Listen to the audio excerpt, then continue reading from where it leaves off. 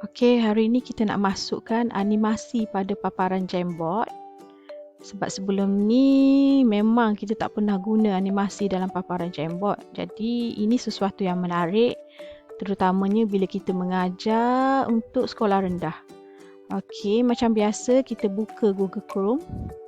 Okey, hujung atas belah kanan ni titik 9 klik. Scroll down. Okey, ini adalah Jamboard, klik. Okay, untuk new jam, cikgu pergi mouse ke bawah, belah kanan bawah ada simbol tambah. Okay, klik new jam.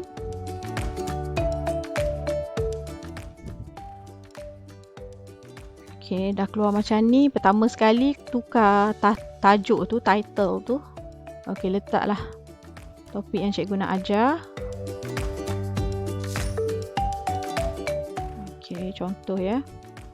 Okey, ini adalah paparan Jamboard. Sekarang kita nak masukkan animasi pada paparan Jamboard. Okey, saya minimize dulu. Okey, untuk masukkan animasi pada paparan Jamboard, kita akan guna Canva. Okey, saya tahu ramai yang dah pandai guna Canva. Okay, tapi saya nak ajar cara nak kita guna Canva untuk Jamboard sahaja. Okey, klik create a design. Okey, costume size. Okey, ini adalah saiz untuk Jamboard. Okey, 1920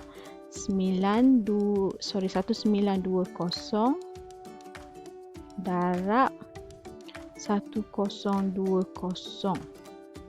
Okey, create new design.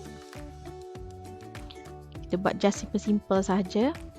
Okey, klik pada belah kiri tepi ni, kita ada elemen upload photo text. Dan ada lagi lah more dalam ni, banyak lagi ni. Okay, kita klik elements. Cikgu ambil background. Okay, boleh pilih background yang ada dalam ni. Yang dah ada animasi pun dah ada kat sini. Cikgu boleh pilih. Okay, pastikan ambil yang free. Contohnya macam ni, free. Jangan ambil yang ada crown ni, nanti kena bayar. Kita guna saja yang free sebab banyak yang template free dalam ni. Okay, saya ambil yang ni, just nice. Okay, kita adjust dia punya size untuk penuhkan template ni. Yang design ni atas kreativiti cikgu. Okay, contohnya saya nak masuk title dulu, tajuk, text box. Okay, boleh ambil lah.